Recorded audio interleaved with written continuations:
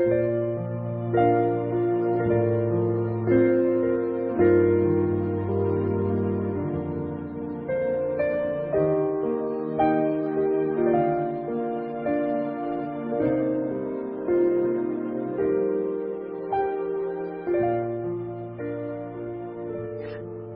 noches, hermano. Pastor, buenas noches. Buenas noches, pastor. Vamos a iniciar este estudio. El párrafo que dice el protestantismo. Dice así el párrafo. El protestantismo, nacido en el siglo XVI, estaba casi perdiendo su luz en Europa. Entonces Dios les preparó una nueva tierra, la futura nación de Estados Unidos, como una cuna para la protección y el desarrollo de aquellos principios. Y desde ese país debía ir adelante el mensaje final que anuncia el retorno del Salvador. El siguiente párrafo, una cita de la señora White, dice: el deseo de tener libertad de conciencia fue lo que dio valor a los peregrinos para exponerse a los peligros de un viaje a través del mar, para soportar las privaciones y riesgos de las soledades selváticas y con la ayuda de Dios echar los cimientos de una gran nación en las playas de América. La Biblia era considerada como la base de la fe, la fuente de sabiduría y la carta magna de la libertad. Sus principios eran cuidadosamente enseñados en los hogares, en las escuelas y en las iglesias, y sus frutos se hicieron manifiesto en lo que se ganó en inteligencia, en pureza y en templanza. Quedaba demostrado que los principios de la Biblia son los más eficaces salvaguardia de la grandeza nacional. Muy bien, creo que ahí nos quedamos. Esto se encuentra en el Conflicto de los Siglos, la edición oficial de la Pacific Press, página 336-341. El siguiente párrafo dice: estos reformadores llegar a América renunciaron a las doctrinas papales en la Iglesia y el Estado, pero retuvieron el sistema papal de educación. Y ese es un punto que debemos resaltar un poquito.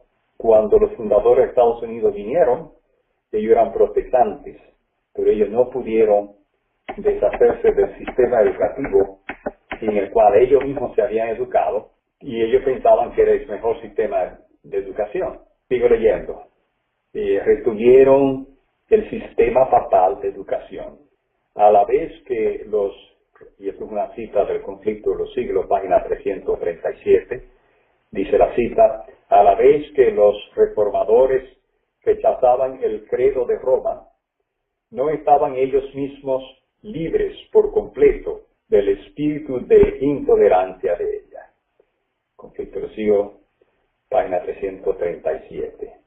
Y este espíritu de intolerancia que caracteriza a la Iglesia Católica y que pasó al protestantismo, nosotros como adventistas tenemos que cuidarnos de no tener ese espíritu de intolerancia. Dios nos ayude a no tener ese espíritu. Sigue diciendo, y es una nueva cita de la señora White, en el Conflicto de los Siglos, página 333 a la 335, dice ella: no obstante haber renunciado al romanismo, los reformadores ingleses conservaron muchas de sus formas.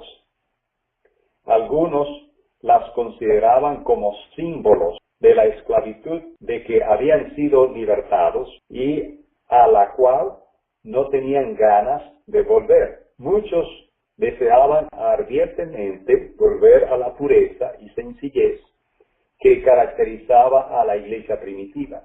Inglaterra había dejado de ser un lugar habitable. Algunos decidieron refugiarse en Holanda. A fin de lograrlo tuvieron que sufrir pérdidas, cárceles y 1000 dificultades. En su fuga, habían tenido que abandonar sus casas, sus bienes y sus medios de subsistencia. Pero no obstante, se acomodaron animosamente a la situación y no perdieron tiempo en la ociosidad ni en quejas inútiles. Comprendían que eran peregrinos, aunque vivían en el destierro y en medio de contratiempos, crecía su amor y su fe. Confiaban en las promesas del Señor, el cual no los olvida en tiempo de la prueba. Sus ángeles estaban a su derredor para animarlos y sostener. Y cuando les pareció ver la mano de Dios señalándole hacia más allá del mar, una tierra en donde podrían fundar un estado y dejar a sus hijos el precioso legado de la libertad religiosa, avanzaron sin miedo por el camino que la providencia les indicaba. En cuanto se vieron obligados a separarse de la iglesia anglicana, los puritanos se unieron en solemne pacto como pueblo libre del Señor para andar juntos en todos sus caminos que les había hecho conocer y en los que Él les notificara. En esto se manifestaba el verdadero espíritu de la Reforma, el principio esencial del protestantismo. Termina la cita. Muy bien. Quiero hacer un comentario de esa cita, bien breve. Quiero decir que los principios del protestantismo siempre han sido la Biblia y solo la Biblia y las libertades, incluyendo la tolerancia. Continúo leyendo. Dice, el sistema educativo de la Iglesia que los había echado de su tierra nativa, la Iglesia Católica, fue uno de los errores más serios de los cuales los puritanos fallaron en apartarse. Y eso también hay que enfatizarlo. Aunque se apegaron a muchos principios de la Biblia, no pudieron ver el problema de la educación y fallaron en apartarse de ese sistema educativo. Sigo leyendo. Ese sistema de educación, mientras que era papal en espíritu, era, en cierto grado, protestante en su forma. El historiador escribe de las escuelas de los puritanos en el Nuevo Mundo que sus cursos estaban acomodados al currículum contemporáneo de la universidad. Ellos enseñaban mucho latín y griego, un extenso curso en matemáticas y eran fuertes, por lo general, en el área de las humanidades. Esto era un modelo tomado de la Universidad de Raleigh, Eton y otras escuelas inglesas notables. O sea, este es el mismo principio que ellos vieron en Inglaterra, en estas universidades mencionadas, la mencionada de Raleigh y de Eton o Eton. Sigo leyendo. Las raíces de ese sistema se hallaban profundizadas en el gran sistema eclesiástico. Desde su entrenamiento inicial, Dunster, uno de los primeros presidentes de la Universidad de Harvard, ampliamente diseñó el curso de Harvard según el modelo de las universidades inglesas. Copiaron tan fielmente el modelo inglés, o sea, la Universidad Inglesa de Cambridge, o Cambridge University, que se los llamó por el mismo nombre. Y el historiador escribió de Harvard, en varios casos, los jóvenes en la madre patria eran enviados a la Cambridge americana a finalizar su educación. Voy a hacer un comentario aquí. Cambridge era una universidad en Inglaterra. A veces estudiantes de allá de Inglaterra lo mandaban aquí a Estados Unidos, a la Universidad de Harvard, a terminar sus estudios. Pero no le llamaban Harvard, sino que irónicamente le llamaban la Cambridge americana. Con eso daba a entender que era la misma cosa. Continúo leyendo. Bond, disertando acerca de los cursos de estudio de la Universidad William y Mary antes de la Revolución, dice, todas eran de modelo británico, termina la cita. Y de la Universidad de Yale, que comenzó más tarde, se dice, las reglas en su mayor parte eran la misma de Harvard, como también lo eran sus cursos de estudios. La más joven copió de la más vieja. Era natural que la Universidad de Yale se estableciera según el sistema papal inglés, porque su fundador, Elihu Yale, había pasado 20 años en las escuelas inglesas. Y aquí empieza una cita del historiador Bond. Dice, 20 años pasó en las escuelas y en estudio especial. Voy a hacer un comentario aquí. O sea, lo que Sutherland está diciendo en este párrafo que hemos leído es que las primeras universidades que se establecieron aquí en Estados Unidos siguieron el mismo patrón de las universidades de Inglaterra. Continúo con el siguiente párrafo. Los adventistas del séptimo día no deberían permitir que este hecho escape de su atención. Las 3 escuelas principales de las colonias inglesas fueron establecidas por hombres que habían huido de las doctrinas papales del viejo mundo, pero estos educadores, a causa de su preparación en estas escuelas papales y debido a su ignorancia de la relación entre la educación y la religión, formaron inconscientemente sus instituciones según el sistema educativo de la Iglesia de las cuales se habían retirado. Sutherland nuevamente enfatiza que, aunque dejaron las doctrinas católicas, siguieron con el sistema educativo católico. Sigo leyendo. Es sorprendente que estos reformadores ingleses, después de sacrificarse, como lo hicieron por una causa digna, permitieran que un sistema de educación tan inadecuado para todos sus propósitos fuera en realidad la nodriza de sus niños, de cuyos pechos estos niños sacaban sus alimentos. No se daban cuenta que el carácter y la experiencia cristiana de estos niños dependía de la naturaleza del alimento recibido. Si hubieran entendido la relación de la educación de los niños a la experiencia del mismo individuo en la iglesia, no hubieran adoptado ese sistema de educación papal, sino que lo habrían arrojado en conjunto como demasiado peligroso para ser tolerado dentro de los límites del protestantismo. Siguiente párrafo. Algunos datos de la historia educativa aclararán la declaración de que el sistema de educación en las universidades de Oxford, Cambridge, Eton y Raleigh eran papal y que los reformadores de la Nueva Inglaterra, amoldando sus escuelas a la imagen de estos patrones, estaban sembrando el sistema de educación papal en América. Voy a hacer un comentario. Estas universidades que leí al principio, todas estaban en Inglaterra. Voy a mencionar nuevamente las universidades de Oxford, Cambridge, Eton y Raleigh. Todas esas eran universidades de Inglaterra. Pero las universidades que se establecieron aquí siguieron el modelo de esas universidades. Continúo leyendo.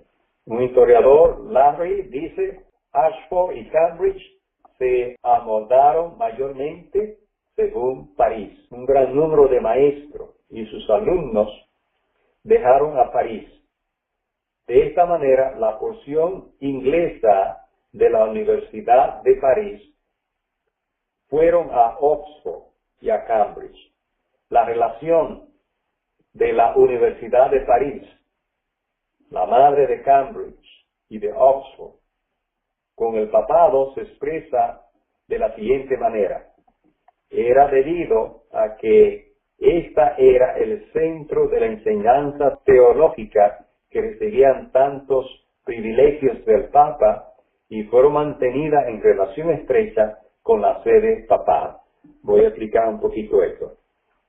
Porque es primera vez que él menciona a París. Lo que ocurre es que las universidades que fueron conocidas con el nombre de la propaganda fueron establecidas en París, en Francia, por el papado. Ellos fueron quienes establecieron estas grandes y famosas universidades en Francia.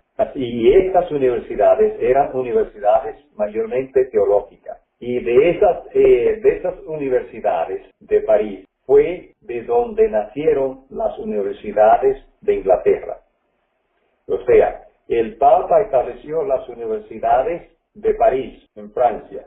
Ese modelo lo llevaron y lo copiaron en Inglaterra. Y de ahí de Inglaterra, ese modelo pasó aquí a Estados Unidos. Y eso no debiera escaparse a nuestro conocimiento. O sea, esto es algo importante que nosotros debiéramos saber. Todas esas universidades en París, todas eran católicas. Y no solamente que eran católicas, sino que el papado le estableció y eran escuelas teológicas. Y de ahí pasaron a Inglaterra y de Inglaterra pasaron a Estados Unidos.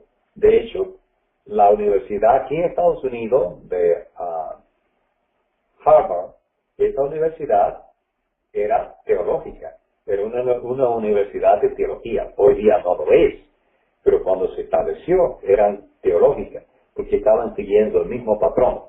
Muy bien, voy a seguir adelante. Siguiente párrafo. Dice así. Lutero y Melanchthon fue el compañero de Lutero en la Reforma.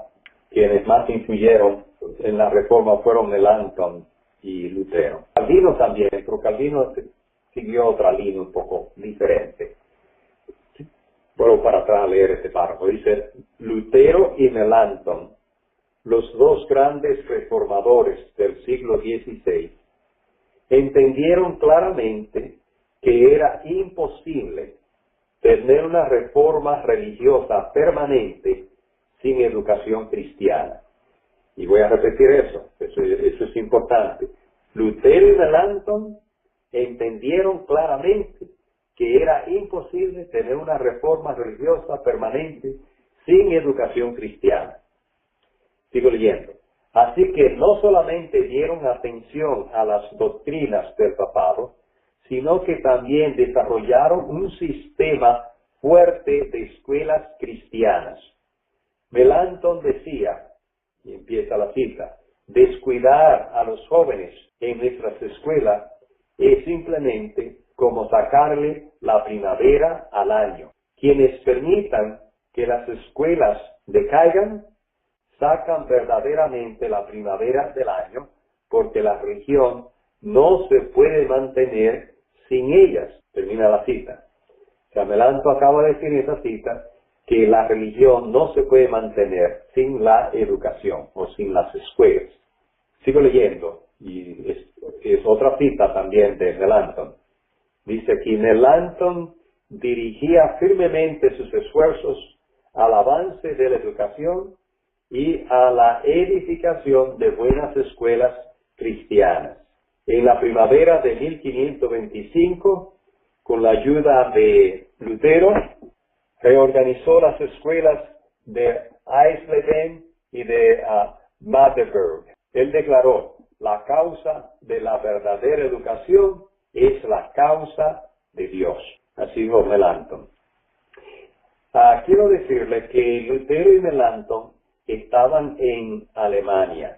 Y Lutero y Melanchthon establecieron escuelas cristianas con un sistema educativo distinto al sistema educativo que había en Francia. El problema con Inglaterra y con Estados Unidos es que en lugar de copiar de las escuelas de Melanchthon y de Lutero, copiaron de las escuelas de Francia. Ese fue el problema, ese fue el error que ellos cometieron.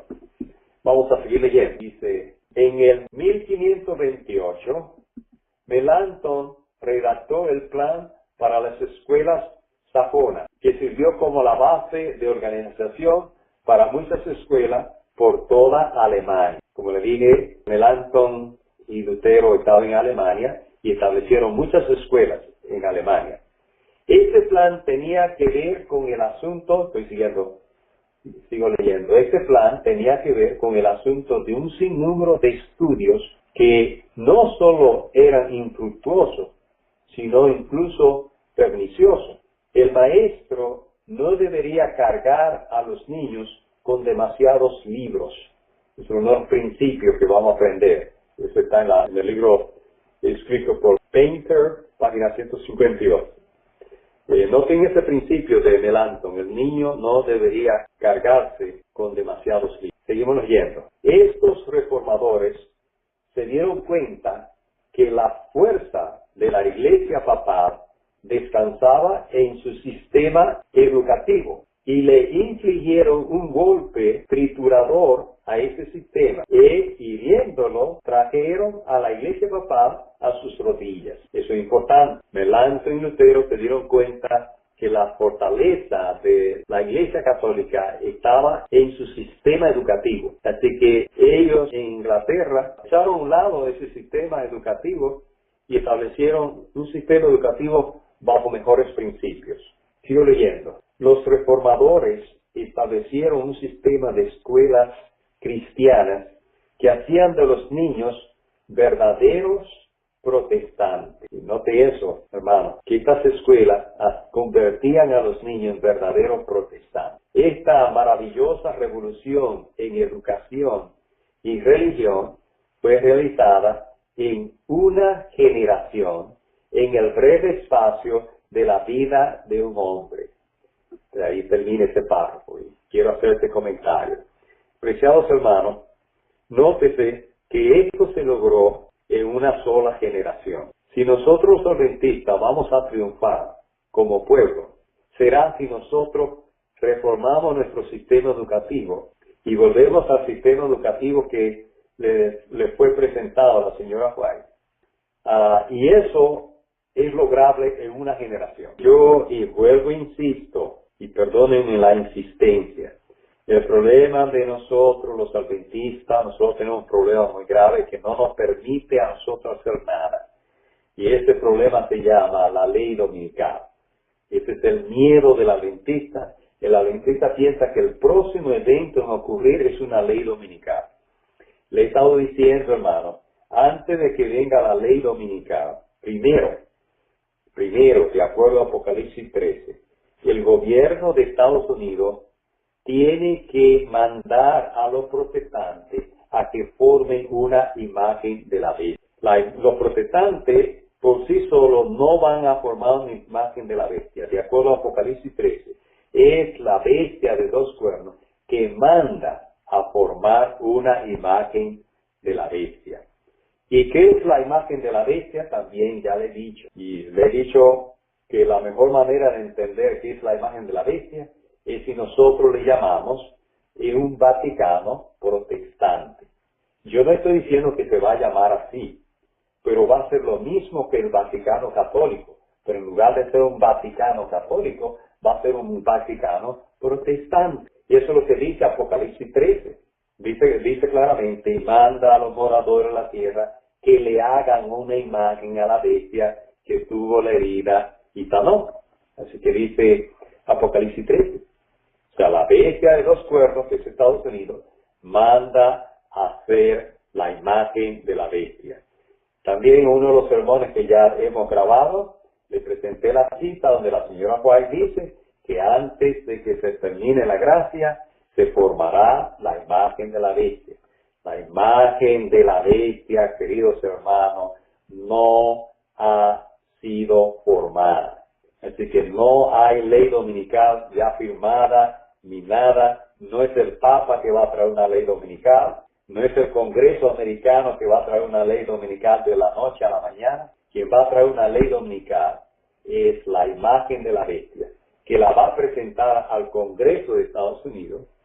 Ellos la van a aprobar y va a ser firmada por el presidente.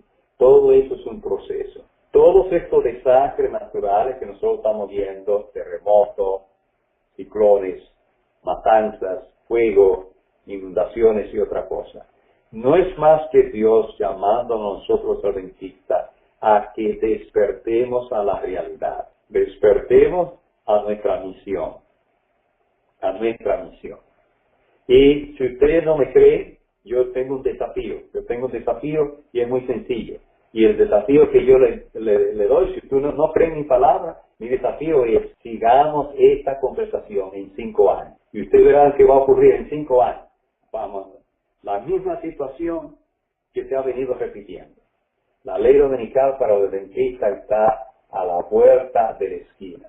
Y esa ley dominical ha hecho que muchas personas decidan cosas insensatas. Hay muchas personas en la iglesia que dicen, ya no hay tiempo de casarse porque ya Jesús viene. Los que están casados dicen, ya no hay tiempo de tener hijos porque ya viene la ley dominical.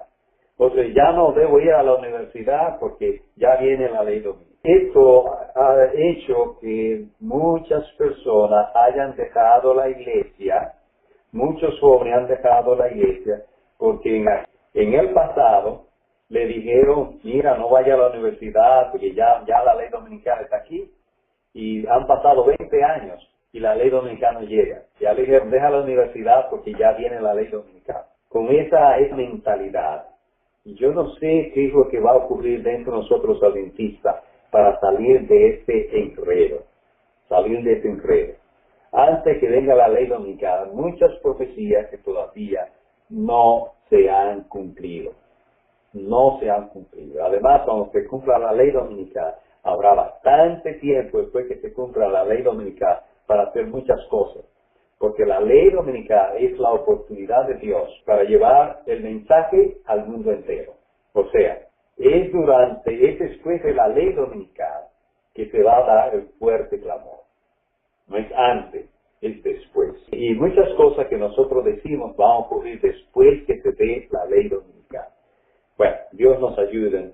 La verdad que estoy muy preocupado porque yo he tratado de decir que verdaderamente la palabra de Apocalipsis, capítulo 3, versículo 14 al 21, donde se nos describe a nosotros como la Odisea. Una de las cosas que Jesús dice de nosotros es que nosotros somos miserables. Y yo he entendido que de todos los cristianos, el más miserable de todos los cristianos es el adventista de séptimo día.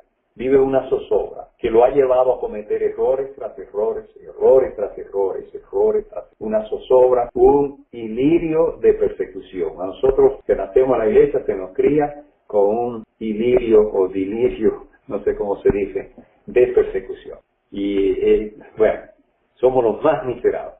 Bueno, lamentablemente, seguimos con este estudio que dice esta maravillosa revolución en educación y religión fue realizada en una generación, en el breve espacio de la vida de un hombre.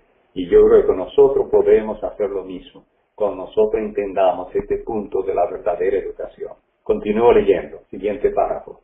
Para dar una idea del poder de aquel gran movimiento educacional cristiano, el historiador, hablando de varios países europeos, dice, comienza la cita, la nobleza de ese país estudió en Wittenberg. Wittenberg era la ciudad donde Lutero clavó las 95 tesis. Dice, para dar una idea del gran poder de aquel movimiento educacional cristiano, refiriéndose al movimiento educacional de Lutero y Melanchthon, el historiador, hablando de varios países europeos, dice, la nobleza de ese país estudió en Wittenberg. Todas las universidades del país se llenaron de protestantes. No más de la tercera parte de la población siguió siendo católica. Ellos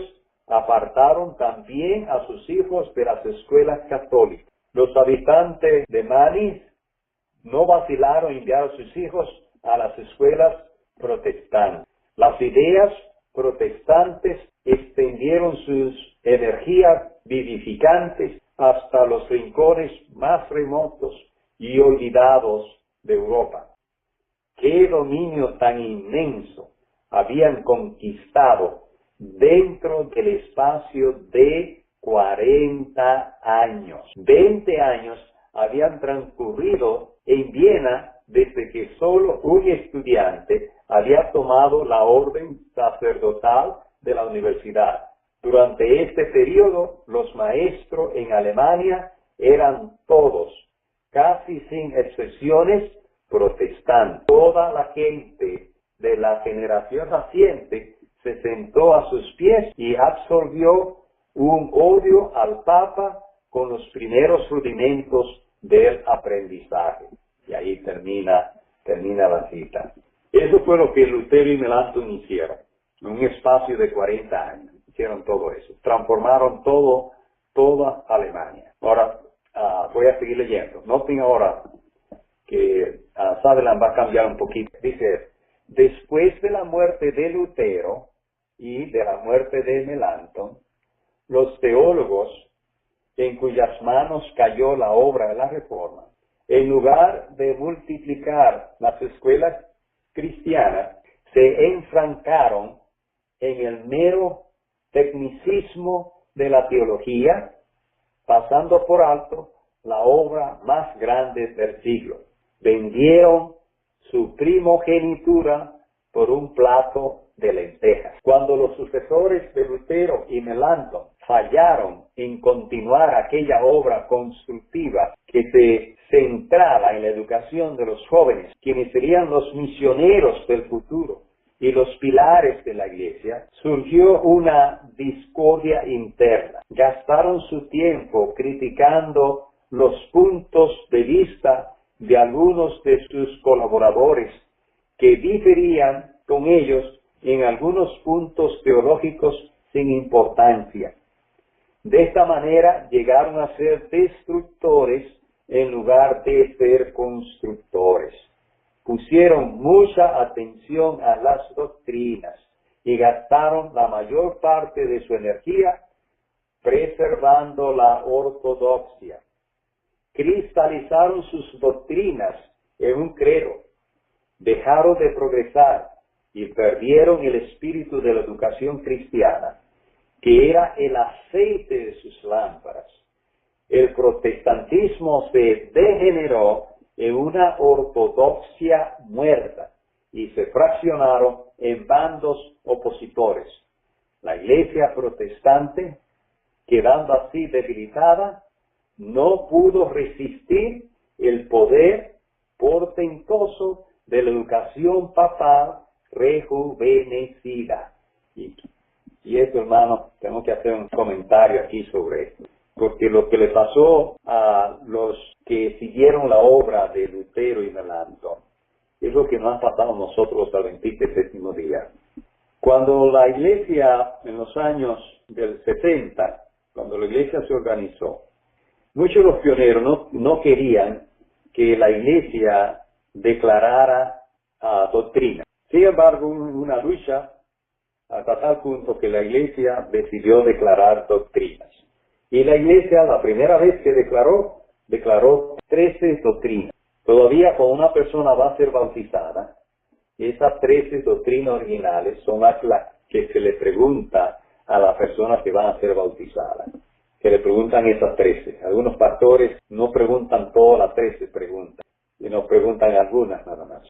Pero lo que quiero señalar es que hoy nosotros tenemos no 13, nosotros tenemos 28 doctrinas. Y ya se propuso la doctrina número 29. Y yo no sé hasta dónde vamos a llegar en doctrinas. No sé hasta dónde vamos a llegar en doctrinas. Uno de los problemas que nosotros tenemos es que estamos divididos en doctrinas. Está bien que una persona piense diferente, interprete diferente, crea diferente. Pero esas creencias, esas doctrinas, no es lo que debiera traer unidad al adventismo. La unidad no es en base a las doctrinas. La unidad es en base al Espíritu. Eso es lo que dice la palabra de Dios. Y en este momento quiero simplemente enfatizar este punto brevemente, como lo estoy haciendo, y ya lo hemos tratado en otras ocasiones, y lo seguiremos tratando más adelante. Ya yo le he dicho que en ninguna parte de la palabra de Dios a la doctrina se le llama verdad. Nosotros le llamamos verdad a las doctrinas, pero en la Biblia a las doctrinas no se le llama verdad. Y esta lucha que nosotros tenemos doctrinal es la que no nos deja a nosotros hacer nada. Ese fue el problema de Lutero, de los que siguieron a Lutero. Lo que hicieron fue criticarse el uno al otro, todo basado en doctrina. Así que, hermano, no sé, ese es un problema serio que nosotros también tenemos. Voy a repetir esta última parte. Dice aquí, de esta manera, gastaron su tiempo criticando los puntos de vista de algunos de sus colaboradores que diferían con ellos en algunos puntos teológicos sin importancia. De esta manera llegaron a ser destructores en lugar de ser constructores.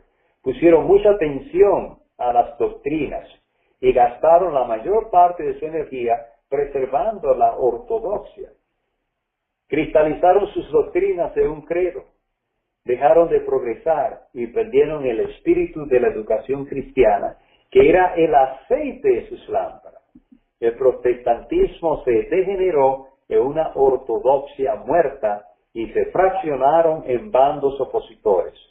La iglesia protestante, quedando así debilitada, no pudo resistir el poder portentoso de la educación papal. Así que los protestantes, como vemos hoy, las tantas denominaciones protestantes. Y todas esas denominaciones protestantes, la diferencia entre una y la otra es muy poca. Es extremadamente muy poca. Es extremadamente muy poca. Y como se dividieron así, pusieron a un lado la educación cristiana, no pudieron resistir el ataque de la Iglesia Católica cuando la Iglesia Católica se reorganizó, se rejuveneció, estableció su sistema educativo jesuita y hasta ahí llegó el protestantismo. Hasta ahí llegó el protestantismo.